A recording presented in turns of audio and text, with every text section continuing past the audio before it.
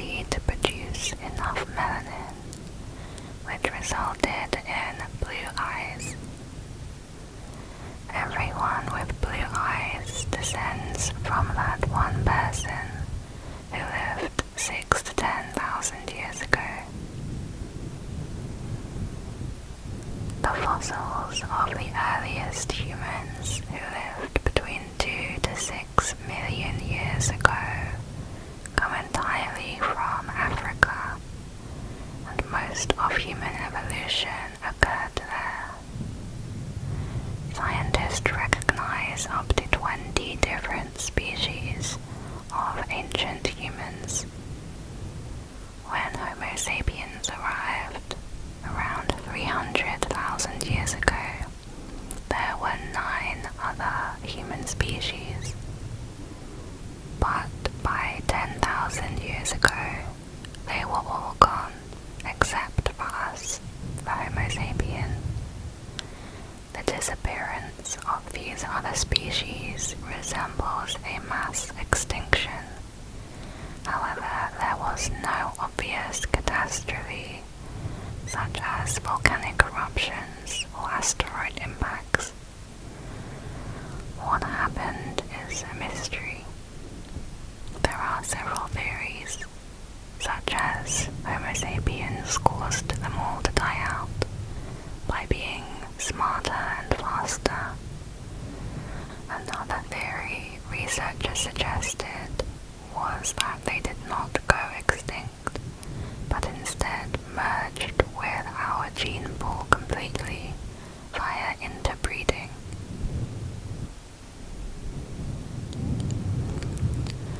A supervolcano is the largest type of volcano, with the potential to produce an eruption with devastating effects, and capable of claiming up to 1 billion lives.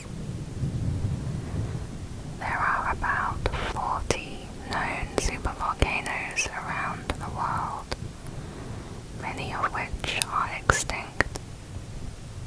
The one with the most lethal potential is the Yellowstone supervolcano. Yellowstone has experienced 3 supervolcanic eruptions in the past. 2.1 million years ago, 1.3 million years ago, and then 640,000 years ago. This cycle of approximately 600 to 700,000 years suggests another eruption could be brewing. The force of a supervolcanic eruption at Yellowstone would be the equivalent of 1,000 Hiroshima bombs exploding every second.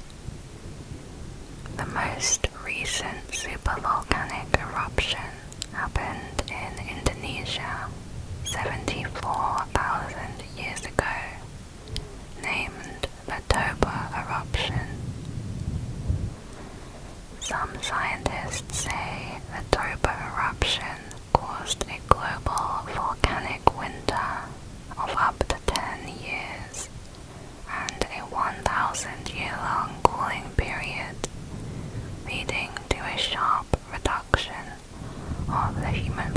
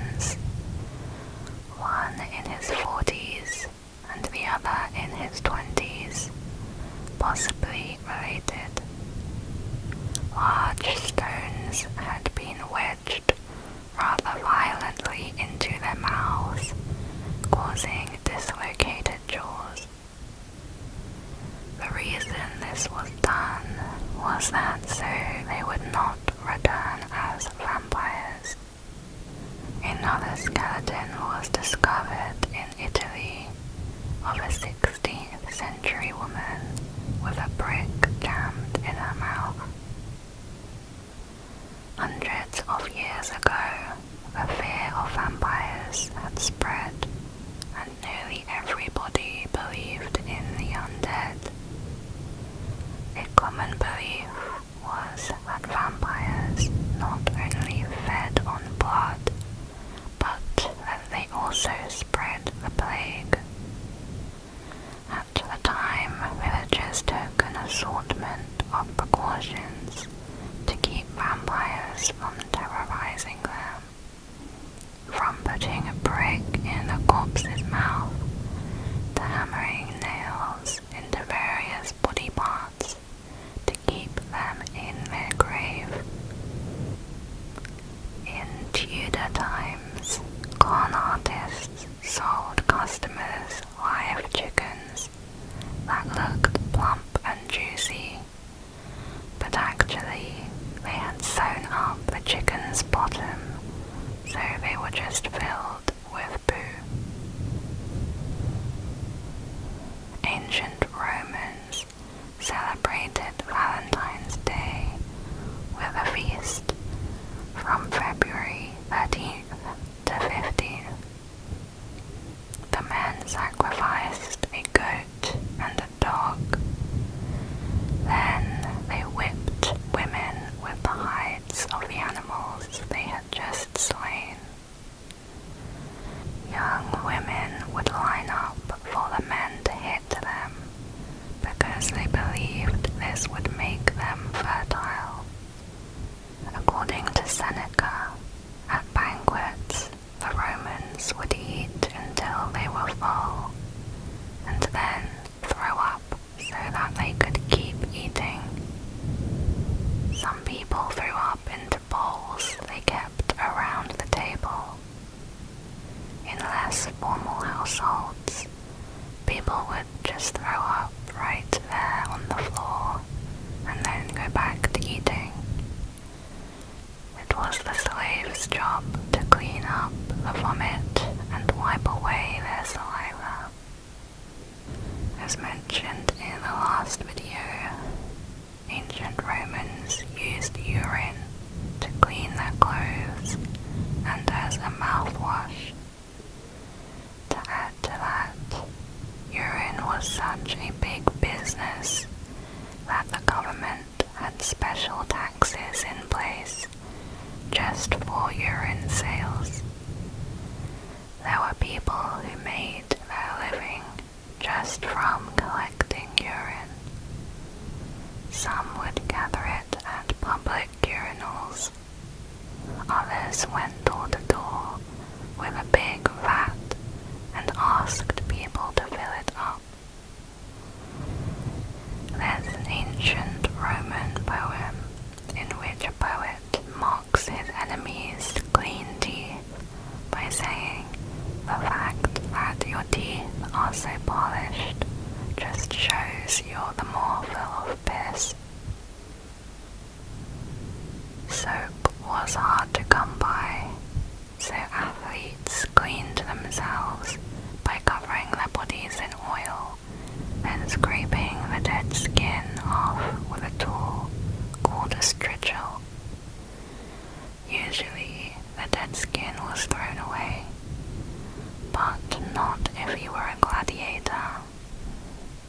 Their sweat and skin scrapings were put into a bottle and sold to women, often as a facial cream. The public toilets were very unpleasant. Archaeologists believe they were rarely, if ever, cleaned and were filled with parasites. Each public toilet would have a single sponge on a stick that they used to wipe. That sponge would never get cleaned, and it would be shared with everybody else there. Creatures living in the sewage system would crawl up and bite people. such as snakes, rats, even octopi. Worse was the methane buildup, which sometimes got so bad that it would ignite and explode underneath them. In the Colosseum alone, an estimated 400,000 people died there, just for entertainment. On one morning, 10,000 people were killed for fun. These games included the execution of prisoners, usually in brutal ways, including crucifixion, being thrown onto lions, set on fire, or being attached to a horse's feet and dragged to death. The 14th century Black Death, also known as bubonic plague, has been described as the worst natural disaster in European history. The world population dropped by about a third, and it took 200 years to recover. The epidemic is believed to have originated in Central Asia and introduced into Europe multiple times through trading routes. There were many methods used to try and cure themselves. One way was by plucking a live chicken or pigeon and strapping it to the sores. The plague never fully went away when another major outbreak occurred in the 17th century. London's population reduced from 100,000 to 20,000. The Great Fire of London destroyed much of the city, but also helped to kill off some of the infected rats and fleas. The plague caused swelling in the lymph nodes of the armpits and groin. These swellings, back then named plague boils, could grow to the size of eggs and would seep blood and pus. Other symptoms were fever, chills, vomiting, diarrhea, pains, and dementia. Having no explanation at the time, some people believed the plague was God's punishment and thought they would be forgiven if they purged their community of heretics and troublemakers. Lepers, Jews, and other minorities were targeted, and thousands of people were executed. During World War II, Japan bombed China with fleas infected with the bubonic plague. Child sacrifice was an important part of the Inca religion and was often used to commemorate important events. Human sacrifice was also used as an offering to the gods in times of famine and to ask for protection. Children were chosen from all over the massive Inca Empire and were picked based on their physical perfection. They were usually children of nobles and local rulers. Then they'd be taken hundreds of miles to Cusco, the capital, to start purification rituals. After which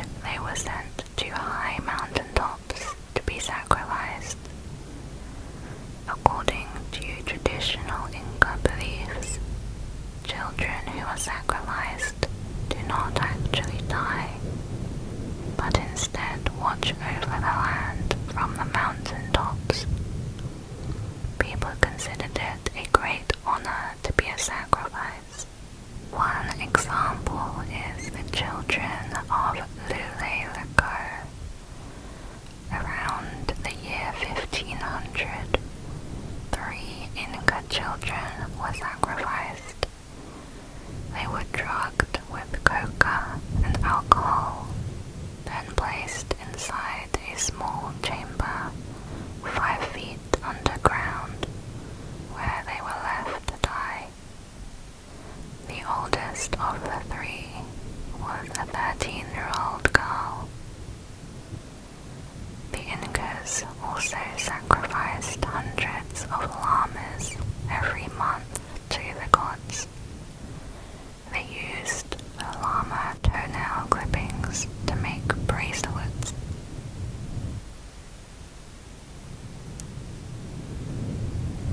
Ancient Greek physician Hippocrates, known as the father of medicine, diagnosed his patients by tasting their urine, earwax, and snot.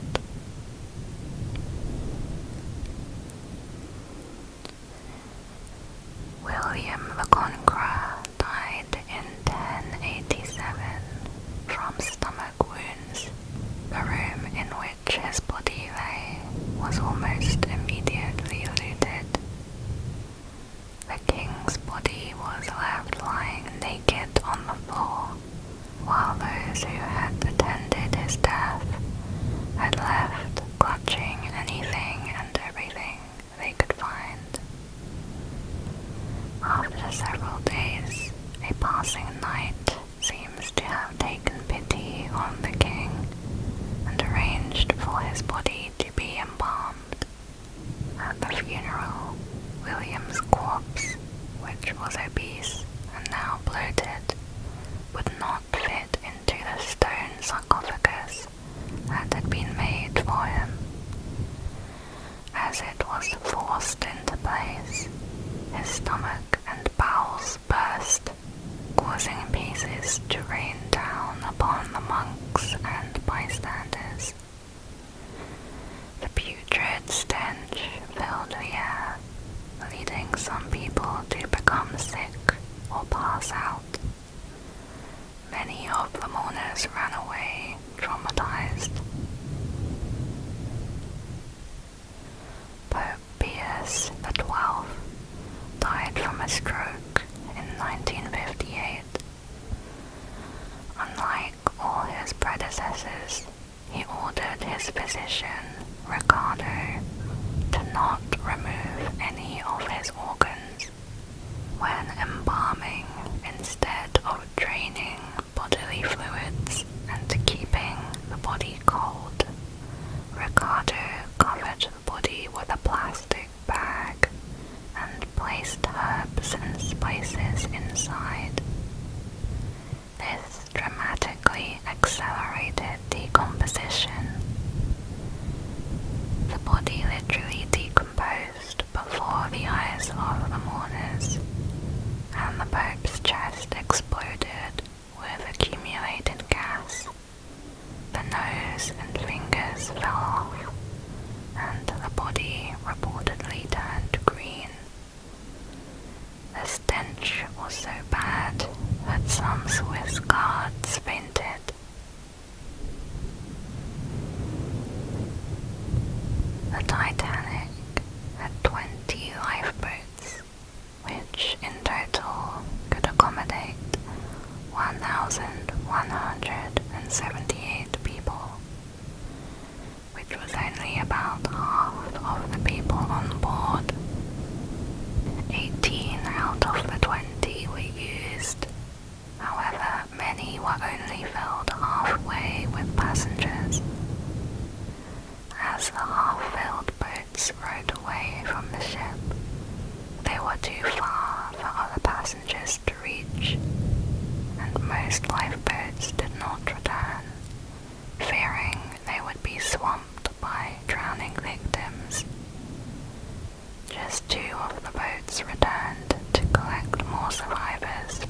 water.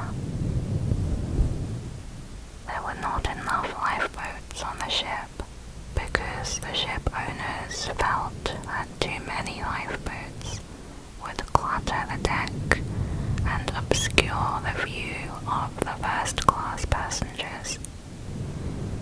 Napoleon Bonaparte jailed 13 Catholic cardinals for not attending his second marriage.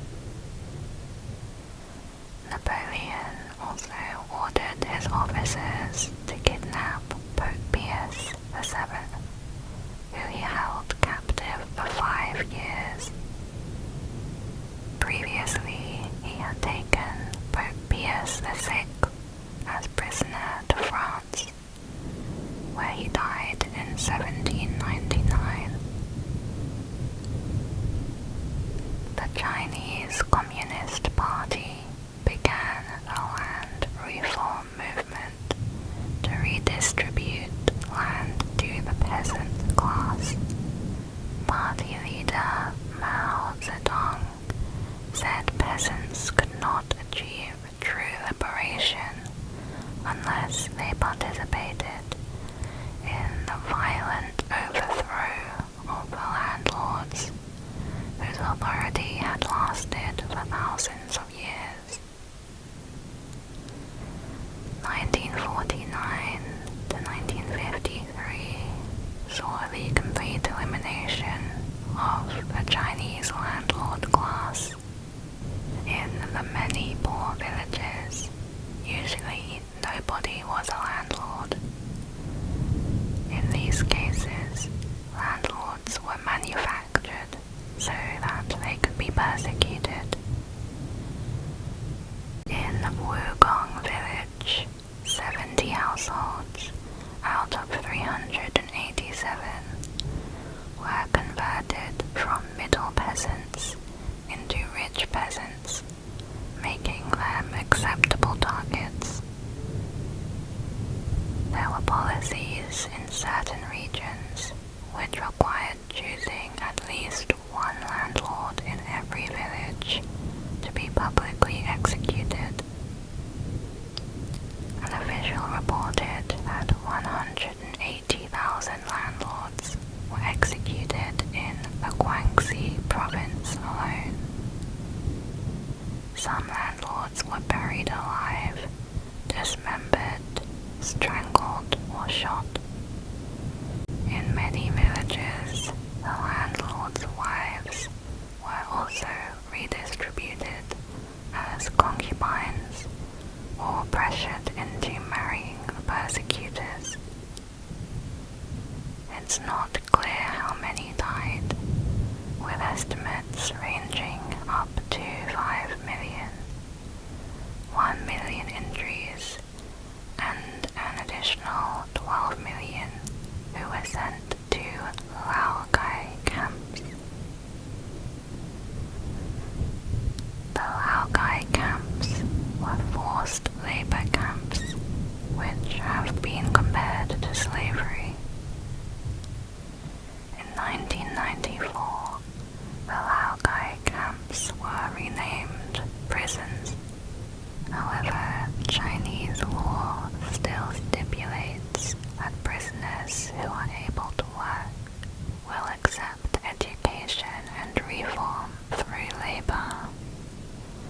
These prisons produce consumer goods that are are exported to Europe and the United States.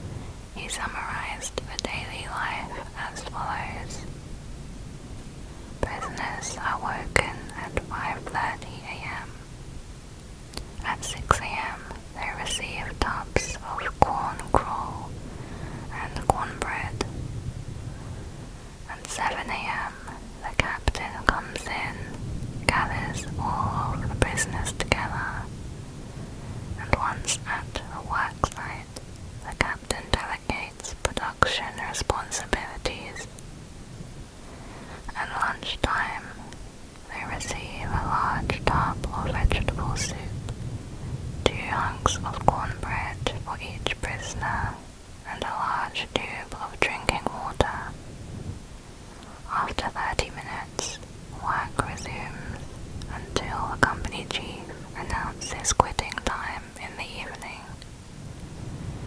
Generally, the prisoners returned to the barracks around 6:30 p.m. Upon returning, it is once again a dinner of cornbread, corn gruel, and vegetable soup. At 7:30 p.m., the 2-hour study period begins. At 9:30 p.m., all prisoners gather together outside the barracks for roll call and a speech from the captain. At 10 p.m., everyone goes to bed. During the night, no lights are allowed, and everybody must remain in their assigned sleeping place until 5:30 a.m., when the same routine begins again.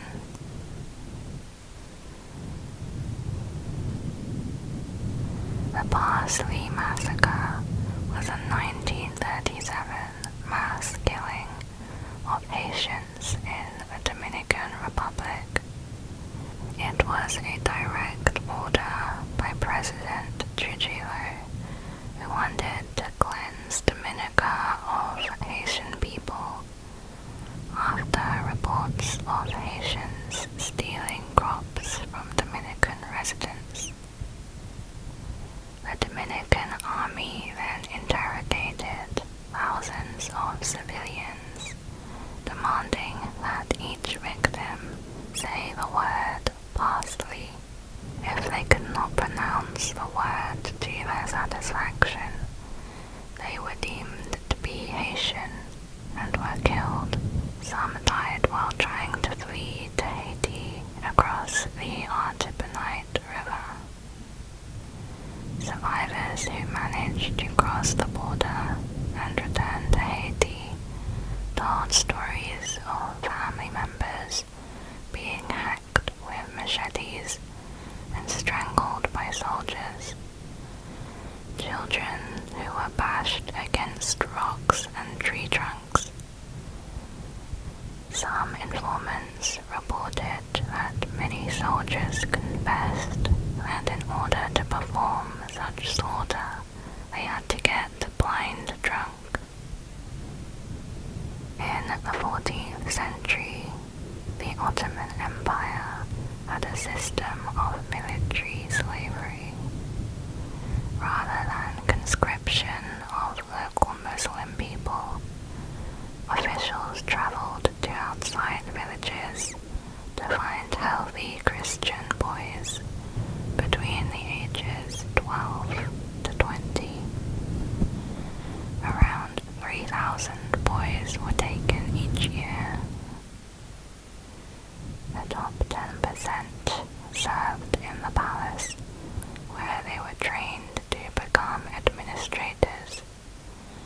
They learned the Quran and how to speak fluent Arabic, Persian, and Turkish. The rest of the boys were raised as Turkish-speaking Muslims and placed in the Janissary Corps, an infantry that fought for the sultans. If you worked hard as a Janissary, you could rise up the ladder to eventually become a general, a vizier, which is a senior official, a provincial governor, or even the Grand Vizier, an office that was second only to the Sultan. The position of Sultan, however, was not open to them. At all times, the Sultan had control of their lives and could reward them, demote them, or even execute them at will. The Janissaries became powerful and influential. In 1826, the Sultan decided to remove them in order to create a new army. The Janissaries revolted and were either killed or exiled. Often, young Christian girls were bought sold as well. They would serve as wives and concubines for the Ottoman officials. As a result, some sultans were the children of slave mothers.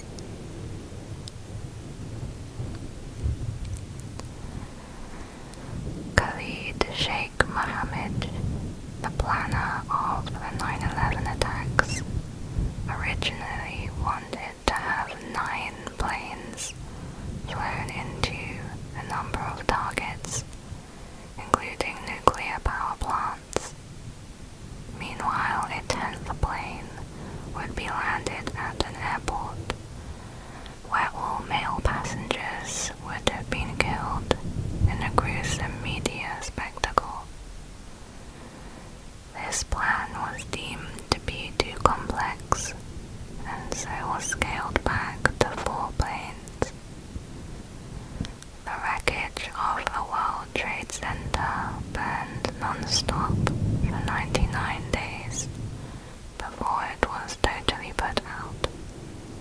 In the 1960s to 70s, plane hijackings occurred on average once every 5 days globally.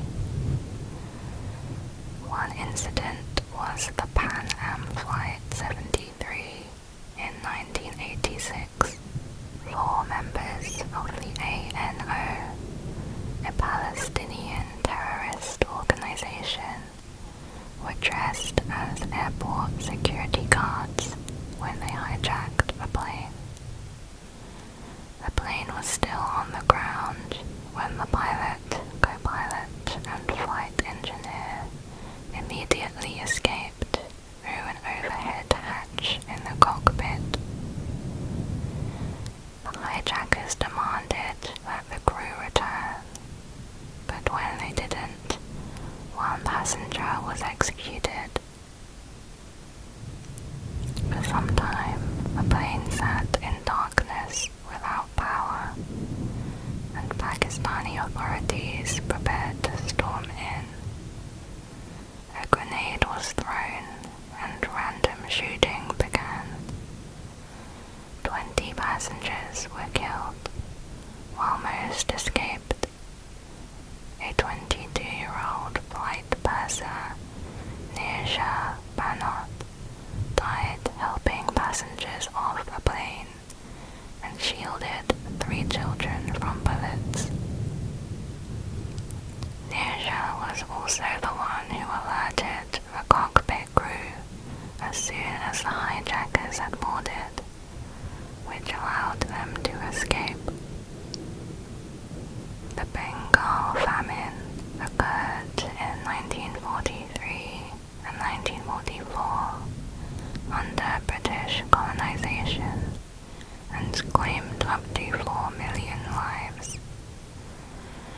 Most researchers agree the crisis was man-made, triggered primarily by wartime inflation that pushed the price of food out of reach.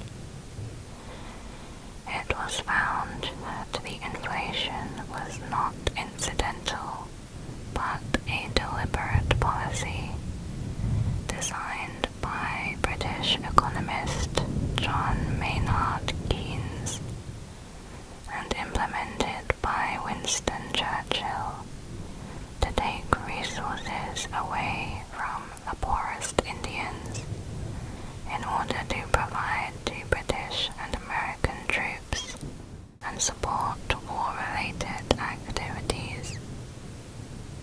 Prime Minister Winston Churchill ignored farmers' requests for food aid, leaving millions to starve. Records reveal that ships carrying cereals from Australia passed by India on their way to the Mediterranean Sea, where supplies were already abundant. In medieval Europe, married couples were legally obliged to copulate to ensure the increasing population of Christians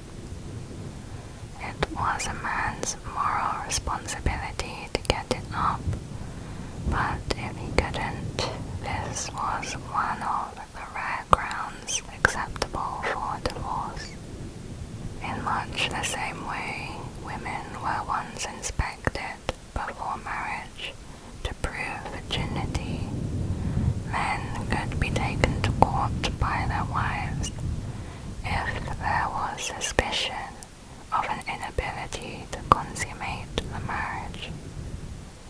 This is where impotency tests were used. These varied from a clinical examination by a group of physicians to just removing your pants and showing the evidence to the jury. It was also common to hire prostitutes who would expose themselves and attempt to cause arousal. The local courts and brothels had some kind of a working partnership. Sometimes the judges insisted on more elaborate evidence, such as trial by Congress, which is where the husband and wife were forced to attempt copulation in front of witnesses who would be taking notes. Today, impotence is still a valid basis for divorce in many states.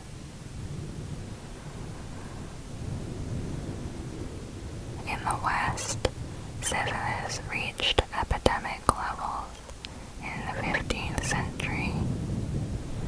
Symptoms were sores, rashes, blindness, dementia, and hair loss. Baldness was a highly embarrassing condition.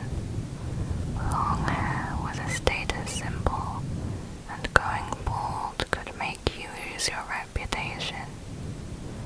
Victims of syphilis hid their hair loss and scalp sores with the infamous white wigs, sometimes made of human hair for the wealthy, or the popular low-cost options like horse and goat hair. They smelled disgusting and were powdered with white lead. The bigger the wig, the better. Some of the most elaborate ones, seen in paintings, cost as much as 800 shillings, which today would be around $3,800. This is where the term bigwig originates. Due to how expensive they were, wig thieves would snatch wigs from people's heads and quickly replace them with cheap imitations.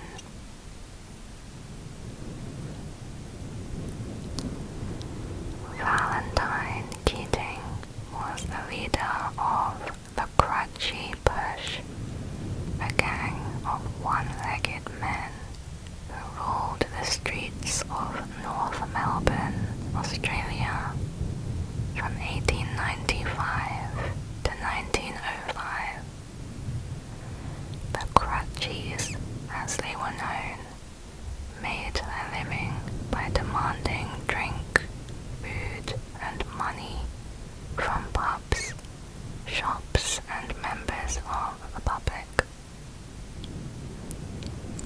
To qualify as a member of the Crutchy Push, you had to have a missing limb, a thirst for drink, and a fighting attitude. Valentine had lost his right leg from just below the knee. Most members used their crutch as a weapon when fighting. A 1953 Sydney newspaper article stated, "The Crutchy Push, with one exception, consisted of one-legged men. The exception was a one-armed man who kept half a brick in his sewn-up empty sleeve. He led his followers into battle, swinging the weighted sleeve around his head. Behind him came the men on crutches, each an expert at balancing on one leg crutch was used to jab an opponent in the midriff. With the enemy gasping for breath, the crutch would be reversed, and the metal-shod armrest would be used as a club. The Malagasy people of Madagascar had a method called the Tangina trial for determining guilt. When Queen Ranavalona I suspected someone of disloyalty, she invited them to a meal where the accused would be given poison and 3 servings of chicken skin. If the guest threw up all of the chicken, he was absolved of the alleged crime. But if they failed to vomit up all 3 pieces, or they died, guilt was established, and the survivor